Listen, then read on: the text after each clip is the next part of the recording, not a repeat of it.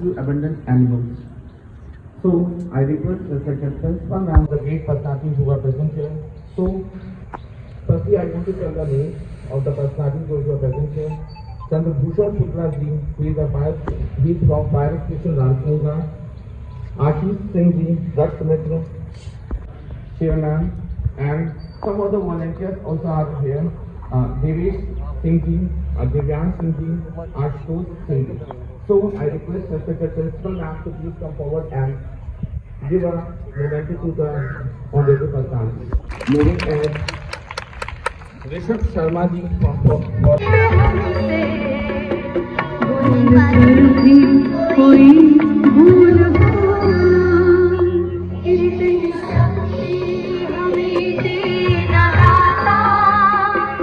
मन का विश्वास कमजोर हो।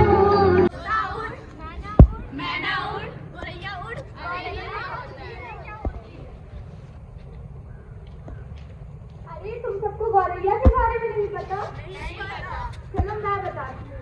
पता है गौरैया हमारे घरों पे आया करती थी और छत पर हमारे गाना गाया करती थी, पर अब वो कहीं खो गई है। वो तो मुझे भी नहीं पता, चलो मिलकर ढूंढते हैं। एक छोटी सी बड़ी प्यारी चिड़िया का नाम है। तो क्या वो कहीं खो गई है क्या? अरे मिल गई। गूगल पर। अरे मुझे तो किसी ने व्हाट्सएप पर भी भेजा है। पर अभी तक तो असली चिड़िया किसी को मिली ही नहीं है। चलो चलो ढूंढ ला जाए। गौरैया, गौरैया, कहाँ हो गौरैया? गौरैया, गौरैया, कहाँ हो गौरैया? अरे बच्चों, आप सब किसे ढूंढ रहे हैं? गौरैया को। अरे उसे तो मैं भी ढूंढी हूँ। पता है कई साल पहले आया करती थी और मेरे दादाजी कहते थे वो मुझसे बहुत मजाक करती थी और पेड़ों पर घोंसले बनाया करती थी, सबके घरों में गाना गाया करती थी और सबके घर में क्या हाल है सब बताया करती थी। बड़ी प्यारी थी, पता नहीं अब कहाँ खो गई है। चलिए जानते हैं ये गौरैया क्या है और इसकी जरूरत क्या है। Sparrows are improving biodiversity. They are also called natural cleaner because they feed worms and insects. Sparrow is a state bird of Delhi. Sparrows are important to conserve our biodiversity. चिड़िया अंगना में फिर आ जा रे, ओरी गौरैया नन्ही सी चिड़िया अंगना में फिर आ जा रे। धन्यवाद।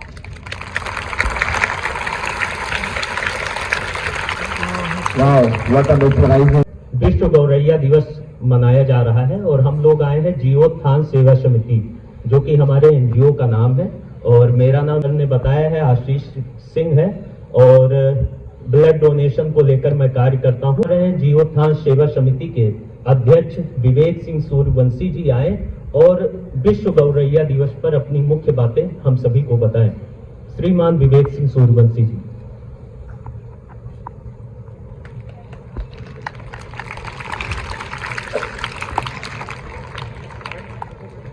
To all of you. और सबसे पहले तो बहुत बहुत आभार और बहुत बहुत धन्यवाद हमारी प्रिंसिपल मैम का, जिन्होंने हम लोगों के एक अनुग्रह पर, एक निवेदन पर ऐसा कार्यक्रम आयोजित करने की अनुमति प्रदान की। बहुत धन्यवाद मैडम। और धन्यवाद आशीष सिंह जी का, जो इतना बढ़िया मंच संचालन कर रहे थे। और सबसे बड़ा धन्यवाद तो उन्हें यहाँ पर अभी छोटा सा प्ले किया, वो उस प्ले ने हमारे काम को और ज़्यादा आसान बना दिया आप लोगों को समझाने के लिए।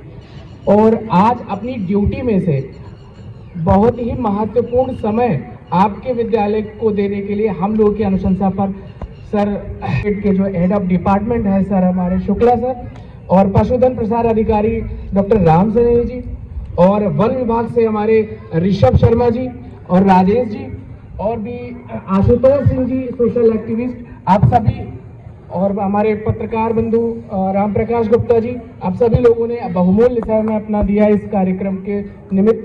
आप सभी का बहुत धन्यवाद। गौरैया के बारे में अभी तो हमारी छोटी बहनों ने आपको आप लोग भी परिचित ही होंगे गौरैया से, क्योंकि आपके घरों में ये रहती थी पहले बचपन में, जो आपके पापा लोग ने देखा होगा, लेकिन हो सकता है आपने ना देखा होगा। कारण ये है कि हम लोग के घरों की जो बनावट है वो बदल गई है। पहले घरों में छप्पर हुआ करते थे, छोटे छोटे खाने हुआ करते, तो उनमें गौरैया निवास करती थी, उनमें अपने बच्चों को रखती थी। गौरैया खत्म कैसे हो रही है उसके बारे में आपको 4-5 पॉइंट मैं बता रहा हूँ।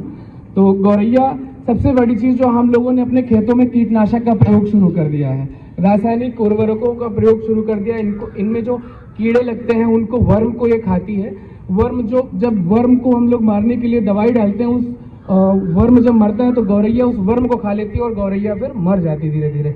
दूसरा, घरों की बनावट, जैसा कि मैंने अभी बताया। तीसरा हो गया रेडिएशन, जो हमारे टावर लगे हुए हैं जगह जगह पर, जो हमारे मोबाइल के कनेक्टिविटी के लिए जो रेडिएशन हम लोग के आसपास हमेशा रहता है, इससे क्या होता है, इनके सबसे पहली चीज तो इनकी फर्टिलिटी पर प्रभाव पड़ता है। इनमें अंडे, जैसे 4 अंडे हुए, तो उनमें क्या हुआ, रेडिएशन की वजह से इनके अंडे, उसमें बच्चे ही नहीं बने। 4 अंडों में से 3 में बच्चे ही नहीं बने, और एक में बना भी तो वो विकलांग बच्चा हुआ, तो वो घोंसले से उड़ ही नहीं पाता है। तो रेडिएशन बहुत बड़ा कारक है इनको खत्म करने का, इनको समाप्त करने का। दूसरा क्या हो गया, हम लोग के पहले घरों में था, अभी भी हमारे जो संप्रदाय में हम लोग के जो घरों में होता, पूजा पाठ जब होती है तो हम लोग लोटे में जो है जल लेते हैं, जल में अक्षत डालते हैं, उस अक्षत को चढ़ाते हैं, कहीं सूर्य देवता को, कभी तुलसी माता को। तो जो वो चावल का टुकड़ा होता है, वो हम लोग का परिपाटी पुरानी रही है, अद्यतन से रही है, तो वो टुकड़े जो पक्षियों के लिए होते थे, उनके निमित्त होते थे, चींटियों के लिए होते थे। ये परिपाटी भी धीरे धीरे विलुप्त होती जा रही है। आप कर्णधार हैं, आप हमारे भविष्य हैं, आप भारत के भविष्य हैं। आप लोगों के समक्ष जो ये बातें आज हमारे गार्जियन लोग रखेंगे, जो मैडम बताएंगी आप लोगों को, यही आप लोग आगे तक लेके जाएंगे। हम लोग के बाद इसको आप लोग अपनी सोसाइटी को आगे इसको हस्तांतरित करेंगे, हम आपको, आप अपने आगे वाली पीढ़ी को हस्तांतरित करेंगे। ऐसे ये व्यवस्था आगे बढ़ती रहेगी। और जो पतंग हम लोग उड़ाते हैं, इनके मांझों में भी पक्षी फंस जाते हैं, उससे भी कभी कभी मृत्यु हो जाती है इनकी।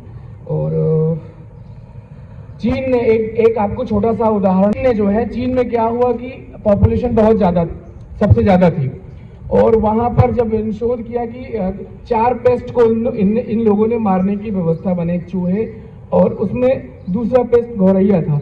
गौरैया की बहुत बड़ी संख्या में इन लोगों ने, चाइना के लोगों ने गौरैया को मार दिया। उससे क्या हुआ, उससे बहुत बड़ा नुकसान हुआ। इनकी जो फसलों की जो उपज थी, उत्पादन था, वो खत्म हो गया। फिर जब विचार किया गया तो एक गौरैया जो इन लोगों ने मारी थी, चाइना के लोगों ने, उसका जब एक्सपेरिमेंट किया, उसका जब पोस्टमार्टम किया, तो उसमें देखा कि गौरैया के पेट में अनाज का एक टुकड़ा था, लेकिन वर्म और जो छोटे मोटे कीड़े पतंगे थे जो फसलों को नुकसान पहुंचाते हैं, वो 99% वो कीड़े थे। तो उसके बाद चीन को बहुत पछतावा, उसके बाद बहुत लंबी भूखमरी वहां पर आई, लगभग करोड़ों की संख्या में वहां पर डेथ हुई थी। तो एक देखिए कैसे हम लोग असंतुलित कर देते हैं अपने पर्यावरण को, अपने एनवायरनमेंट को, जिससे कितना बड़ा नुकसान चाइना को उठाना पड़ा। कोई पक्षी हो, वाइल्ड एनिमल हो, किसी भी तरीके का पक्षी हो, तो वन विभाग को सूचित करें। अन्यथा की स्थिति में हमारे नंबर अभी आपको हम लोग पेपर के माध्यम से आपको दे देंगे, आपके प्रिंसिपल मैम के पास होगा। कभी भी कोई ऐसा पक्षी या जीव चोटिल अवस्था में मिले तो सूचना कीजिए। तो आप लोगों का बहुत धन्यवाद, बहुत आभार। पीछे से, वहां से, भारत माता की।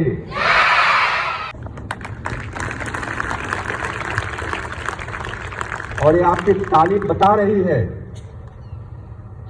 हिंदी में, अंग्रेजी में बोलूं क्या? हिंदी समझ में आ रही है? पीछे पीछे हिंदी समझ में आ रही है? हम सोच रहे थे कि यहाँ पे हमेशा आप अंग्रेजी से भारत को ऊपर ले जाना है, ऐसी शिक्षा प्रदान कर रही है। विवेक सूर्यवंशी ने एक खाना है, आप सभी को मैं बताया देता हूँ। आप क्या कोबरा सांप निकले, आप क्या खपड़ा निकले, कोई भी जीव निकले, आप किसी बंगाली के चक्कर में मत पड़ना। आप तुरंत ही विवेक सूर्यवंशी को कॉल करना, ये उसको आपके घर से निकाल के लेके चले जाएंगे। है अच्छी बात की नहीं है? जीव को हम लोग कैसे पालें और कैसे बचाएं।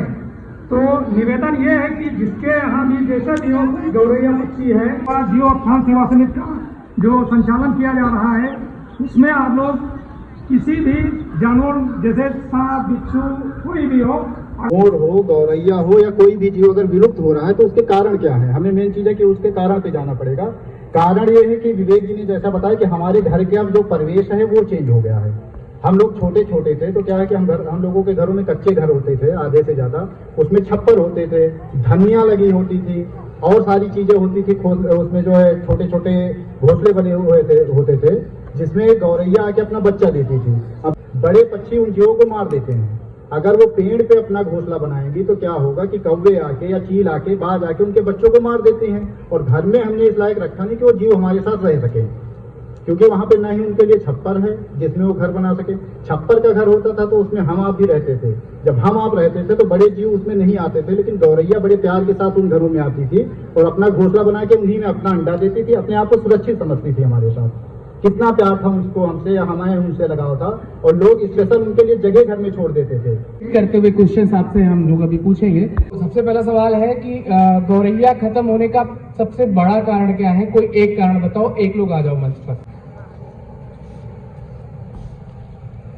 नेटवर्क रेडिएशन जो कि मोबाइल की कनेक्टिविटी से निकलता है, और हम जो पेस्टिसाइड और यूरिया यूज करते हैं। आर्यन जायसवाल, क्लास 11। पैरो डे कब मनाया जाता है? छोटे बच्चों की तरफ से कोई आए? मार्च। बहुत बढ़िया।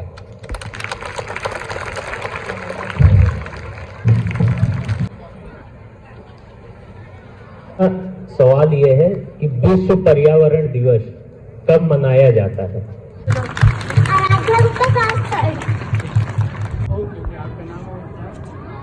I am Rashmi from class 10A.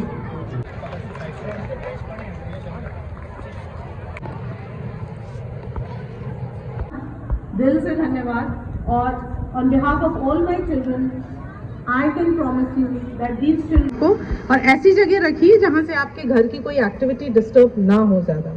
और चिड़िया आने लगेंगी तो आपको भी मेंटल हेल्थ के लिए ये एक बहुत अच्छा साइन होता है चिड़ियों की आवाज़ सुनना। अच्छा शांत और एक खुशी वाला माहौल आपके घर में भी क्रिएट करेगा। तो once again thank you everyone and